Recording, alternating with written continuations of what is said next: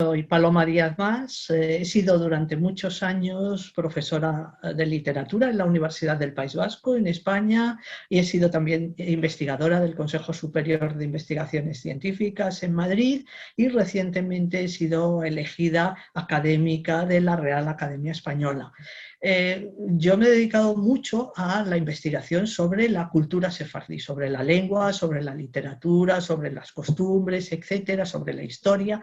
¿Y por qué este interés? Yo no soy sefardí, yo no soy judía, pero me interesó sobre todo la lengua y la literatura sefardíes, y a raíz de mis estudios universitarios. Yo estudié filología románica y periodismo al mismo tiempo, y para una asignatura de periodismo, una compañera y yo tuvimos que hacer un trabajo, hicimos un reportaje sobre la comunidad judía de Madrid, que entonces era muy pequeñita, más pequeñita que lo es ahora. Y a raíz de ahí, pues descubrimos que había un pequeño grupo de investigadores en el Consejo Superior de Investigaciones Científicas, dirigido por Jacob Hassan, alaba Shalom, porque ya murió, y que se dedicaba precisamente a los estudios sefardíes. Y ahí ya me interesé por ese tema, hice mi tesis doctoral codirigida por Jacob Hassan y por un catedrático de la Universidad Complutense, Manuel Alvar, y desde entonces pues he vivido con los sefardíes y con la cultura sefardí. Hoy quería hablar simplemente de cómo surge el judío español, un poco cómo evoluciona y cuál es la producción literaria también del judío español. Para eso voy a compartir un poquito esta pantalla con unas pequeñas diapositivas que he preparado. Y lo primero, ¿qué es el judío español? Pues es una variedad lingüística románica de origen hispánico. Románico quiere decir que es una lengua que deriva del latín, indirectamente, porque en realidad de lo que deriva el judío español es de lenguas hispánicas, sobre todo del castellano, que a su vez derivan del latín, pero tiene las características de lo que se llama una lengua románica por su morfología, por su sintaxis, etcétera, que fue hablada y escrita. No es solo una lengua hablada, hay lenguas ágrafas, hay lenguas que no se escribieron nunca, pero no, hay mucha literatura escrita en judeo español, hablada y escrita por judíos descendientes de los expulsados de la península ibérica, no solo de España, sino también de Portugal, que se empezó a formar como lengua desde las primeras generaciones tras la expulsión, y que hasta el siglo XVIII no se manifiesta como una variedad lingüística diferenciada del español de España o de América, que se desarrolló durante siglos en un rodeado de lenguas no románicas, porque lo que se hablaban eran lenguas balcánicas, eslavas, el turco, el árabe, eran las lenguas que hablaban la población de los países donde hubo comunidades sefardíes y donde sefardíes siguieron hablando su lengua, que se parecía muy poco a las lenguas que les rodeaban. Por eso a los lingüistas les interesó mucho desde principios del siglo XX, finales del XIX, el estudio del judeo español y cómo había podido sobrevivir y evolucionar una lengua en esas condiciones, una lengua románica. Y hoy en día es, por desgracia, una de las lenguas que la UNESCO ha declarado como lengua en serio peligro de extinción. Lo primero que tenemos que ver es qué lenguas utilizaban los judíos en la península ibérica, porque en la península ibérica lo cierto es que el judeo español no se hablaba. Es una lengua que nació precisamente tras la expulsión, en el exilio. Lenguas conocidas y habladas y escritas por los judíos en la Edad Media, en lo que hoy llamamos España, que entonces eran varios reinos y con varias lenguas distintas. Por una parte, el hebreo, que era la lengua religiosa y era la lengua culta de las élites rabínicas, que sobre todo escribían y leían en hebreo. No sabemos, y por supuesto el culto en la sinagoga se hacía en hebreo. No sabemos hasta qué punto las personas que sabían hebreo, que normalmente era gente culta en la Edad Media, hablaban entre sí en hebreo. Quizá lo utilizaban como lengua de comunicación, pero no era la lengua de todos los días, era sobre todo una lengua culta, escrita, etc. También En la península ibérica los judíos hablaron árabe y escribieron en árabe, sobre todo los de Al-Ándalus. Ojo que Al-Ándalus no es Andalucía, es toda la España musulmana, que en principio fue un califato, luego se dividió en varios reinos de taifas y los reinos musulmanes llegaron hasta muy al norte de la península ibérica. Y entonces estos judíos hablaban y escribían en judeo-árabe, que era una variedad específica del árabe escrita y hablada por judíos. Luego, por supuesto, hablaban las lenguas romances, las lenguas derivadas del latín que se hablaban en España, en lo que hoy llamamos España y Portugal, la península ibérica, y que eran diferentes según las zonas geográficas. Los que vivían en Castilla hablaban castellanos, los que vivían en Cataluña o en zonas donde se hablaba catalán, pues hablaban catalán, con distintas variedades.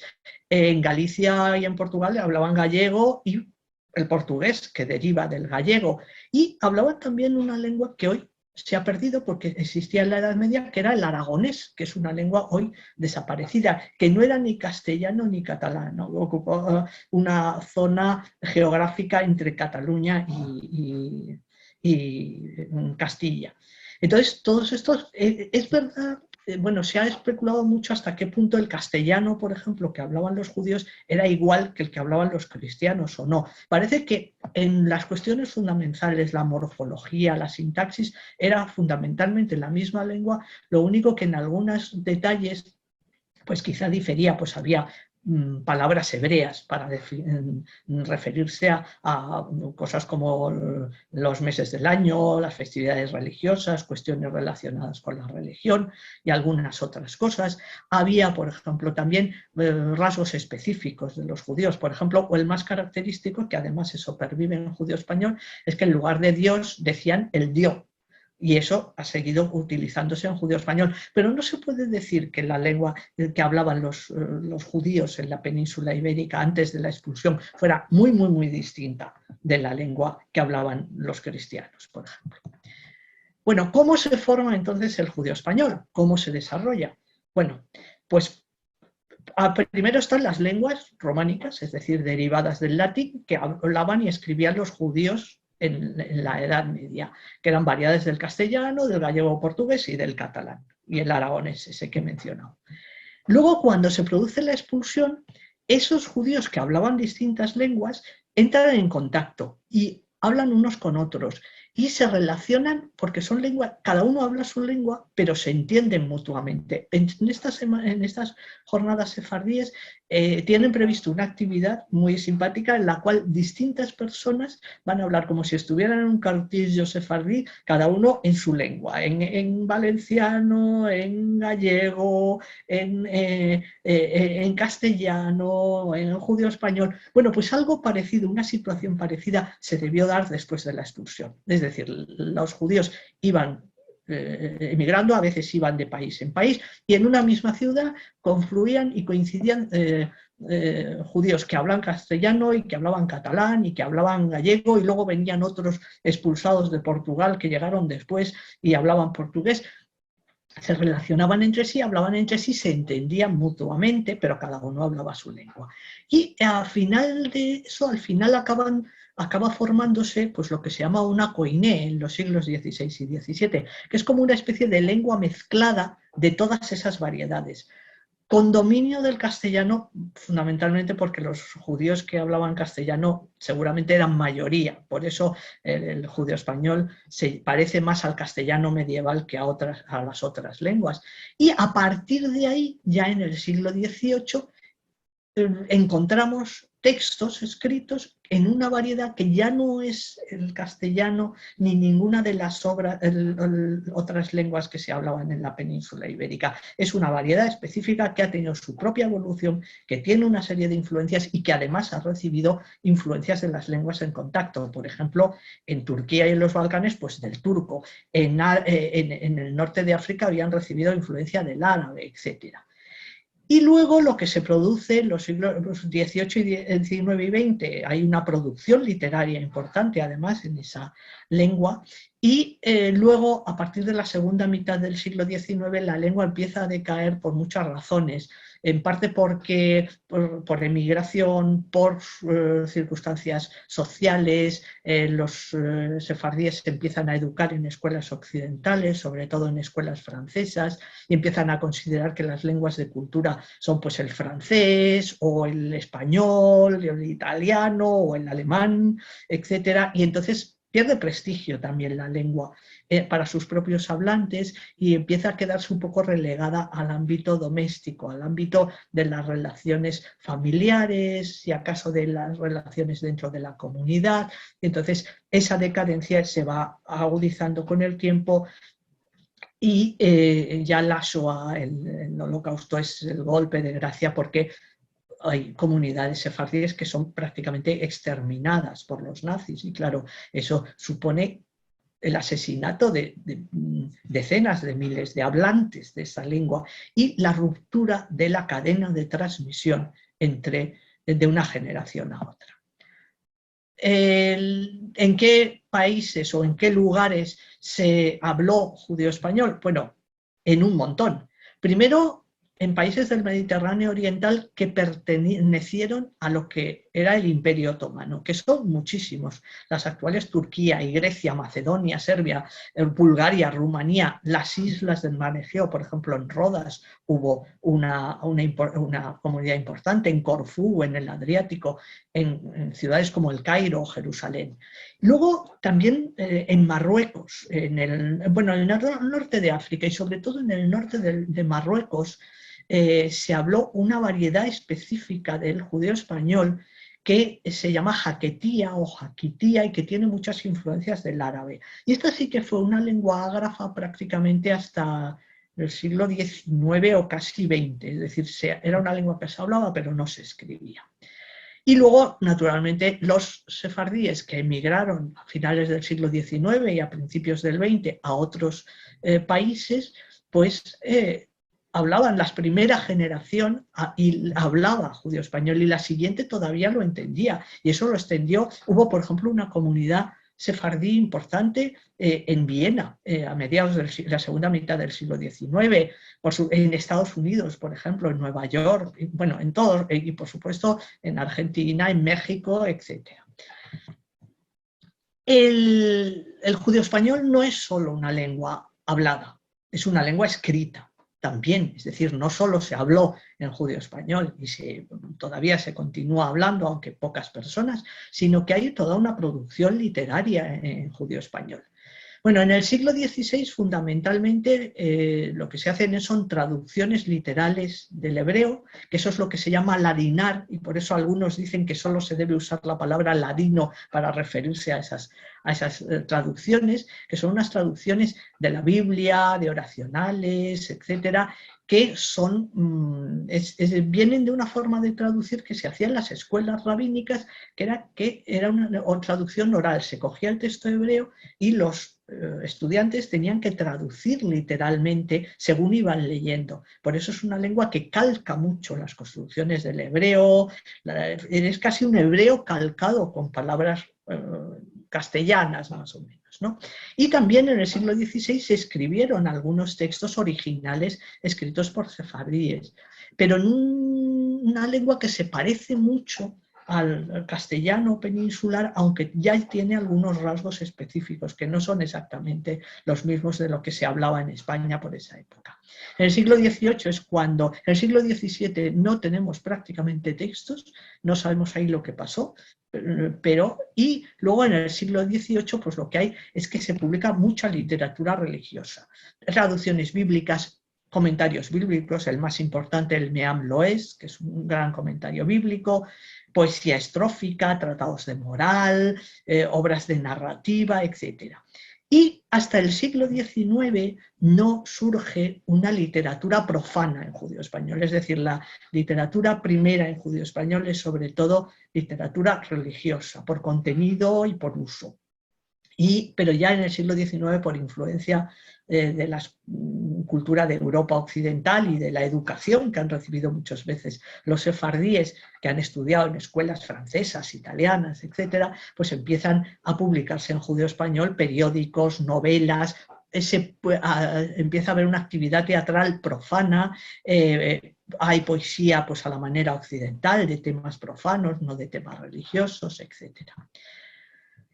Y otra cuestión es cómo se escribía el judeo-español. Bueno, se escribía en Italia, en los Países Bajos, en el sur de Francia, se escribían en español o traducciones literales en ladino y importante, con letras latinas. En cambio, en toda la parte del Mediterráneo oriental, lo que era el Imperio Otomano, se mantuvo lo que era lo que se llama escritura aljamiada, que es escribir en lengua romance con letras hebreas.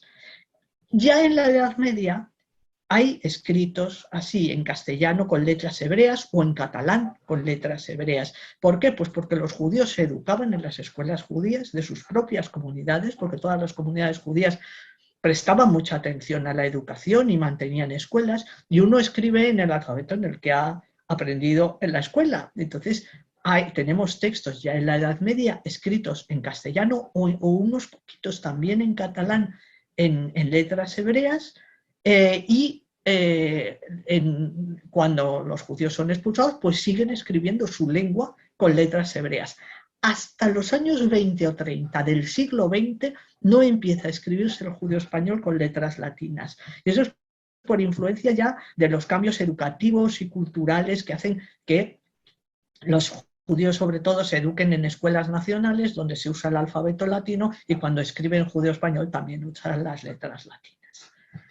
Entonces he querido simplemente ahora mostrar muy rápidamente, porque no me puedo entretener en cada diapositiva, mostrar unos cuantos ejemplos de obras escritas en la lengua sefardí a lo largo del tiempo. Una de las primeras es esta Biblia, la Biblia de Ferrara, impresa en 1553 en la ciudad italiana de Ferrara, donde había un grupo de conversos, sobre todo de origen portugués, que tuvieron una producción cultural importante, y entonces, entre otras cosas, se publicó esta Biblia, que es una Biblia ladinada, es decir, traducida literalmente del hebreo y escrita en letras latinas, ¿no? Entonces esta es la portada y esta es una página de esa Biblia.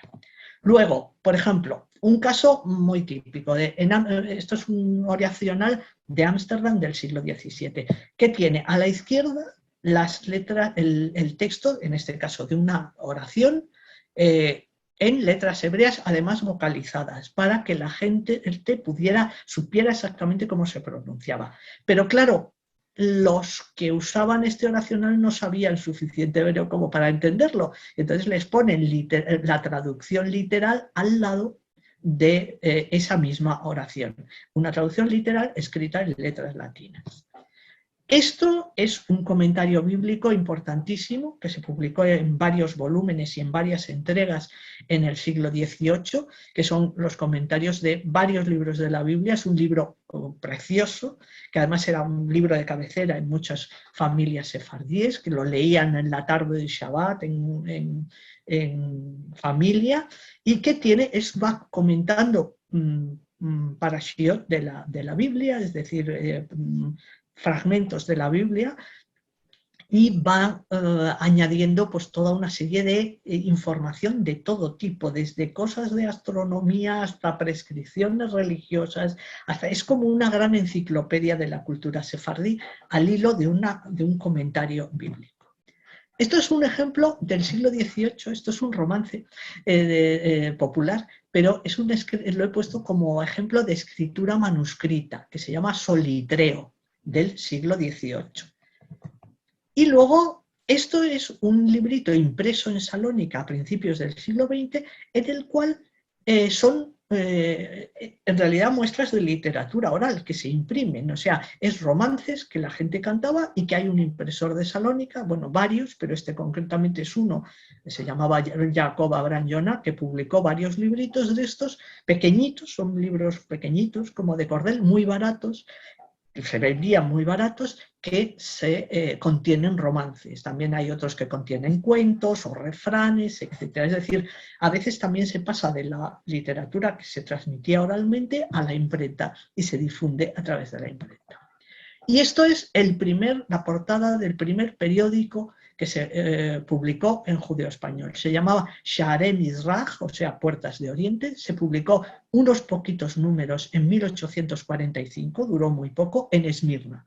Y es un periódico, como ven, muy tipográfico. Los primeros periódicos no tienen ilustraciones, solo tienen textos, pero supone el inicio de un género que va a ser importantísimo, que es la prensa periódica en judeo-español, que va a tener una importancia enorme. Conocemos pues más de 200 periódicos distintos que se publicaron en todas partes, sobre todo en Esmirna, en Salónica, en Constantinopla, pero también en sitios como El Cairo, como París y varios en Nueva York, por ejemplo.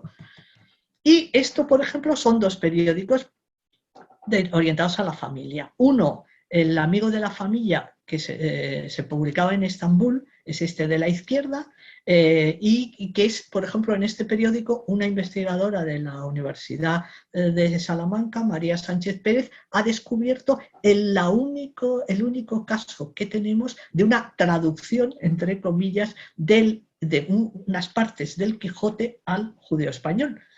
Es como una traducción realmente, no es el Quijote tal cual. Escrito en caracteres hebreos. El director de este periódico, David Fresco, que era un periodista, traductor, etcétera, publica por entregas varios pasajes del Quijote, pero publica otras muchas cosas. Y luego este otro, el de la derecha, se llama Ilustre Huerta de Historia y se publicó por las mismas fechas en Viena por un impresor sefardí que vivía en Viena, y son sobre todo como colecciones de novelas. Y era típica prensa pues para que la leyesen en familia, ¿no? Uno es prensa ilustrada, muy divulgativa, con divulgación científica, textos literarios y tal, el del Amigo de la Familia, y el otro es pues novelas por entregas. Y de las novelas por entregas, aquí tenemos otro ejemplo, un periódico importante se llamaba La Época, de Estambul, que aquí hay un ejemplo de un número de 1911, que es la misma página por el anverso y el reverso, y tiene varias cosas interesantes, entre otras varios anuncios. ¿Por qué tiene ese formato tan raro? No, la página era más grande, pero es que la parte de abajo había el texto de una novela que se recortaba y se coleccionaba. Entonces, por eso lo que tenemos aquí es un texto como recortado, ¿no? Esto, por ejemplo, es un periódico de Estambul que se publicó en los años 10 y 20, y ya vemos pues ya que empieza a aparecer muchas ilustraciones. Este periódico, el Juguetón, tenía, por ejemplo, sobre todo en los años 20, publica unas ilustraciones así muy, muy eróticas y pero muy bonitas realmente, ¿no? Y luego, esto es una cosa que es enternecedora, es un periódico que publicó una comunidad sefardí de Los Ángeles en los años 30, y que, bueno, deciden publicar un periódico, pero como no tienen imprenta hebrea en Los Ángeles, pues se hacen el periódico manuscrito, imitando el formato de los periódicos de sus lugares de origen. La mayoría de la gente de esta comunidad era procedente de la isla de Rodas. Y entonces hacen su periódico manuscrito, hacían por lo visto varios ejemplares que circulaban de mano en mano, ¿no? Pero nos da una idea de hasta qué punto, incluso para los emigrantes sefardíes a América, en la prensa era un elemento importante, incluso como de cohesión comunitaria y como elemento identitario. Luego ya pasamos al judeo español en letras latinas. Esto es un periódico, no, es una novela, así de estas como muy... Y se iba a matarse por su amante, ¿no? Como hay muchas novelas así como sentimentales y muy dramáticas, novelas policíacas en judeo español también. Y entonces esta se publicó en 1932 en Estambul y ya está en letras latinas con el tipo de alfabeto que utilizan en Turquía, que se creó para escribir el turco en letras latinas, porque el turco hasta los años 20 del siglo XX se escribía en letras árabes. Y entonces, con las reformas de Mustafa Kemal Atatürk, pues empezó a escribir el turco en letras latinas y también el judío español en letras latinas. Y también este es un caso de un periódico de Estambul, este ya bastante tardío, de 1979, esta página, que se llamaba Shalom, que se llama Shalom, sigue existiendo, lo que pasa es que ahora es un periódico que es solo en turco y tiene un suplemento mensual, El Amanecer, en judío español, pero en tiempos era un periódico todo en judío español. Entonces, bueno, simplemente esto es una panorámica muy rápida, pero era un breve recorrido de cómo nace el judío español, cómo se forma y cómo es su producción literaria. Si quieren saber un poquito más de muchas cosas sobre el judío español, pues esta web, Sefardí Web, la montamos, mi equipo de investigación en el Consejo Superior de Investigaciones Científicas, y ahí, por ejemplo, hay bastante información, no solo nociones así en general, enlaces a audio y vídeo sefardíes, etcétera, y también hay una bibliografía comentada y un quién es quién en la literatura en ladino, que hay como 200 autores que escribieron en judío español con bibliografía, con su biografía, las obras que escribieron y, si hemos podido, y la bibliografía que hay sobre ellos. Entonces, nada más, simplemente esta era mi presentación y muchas gracias.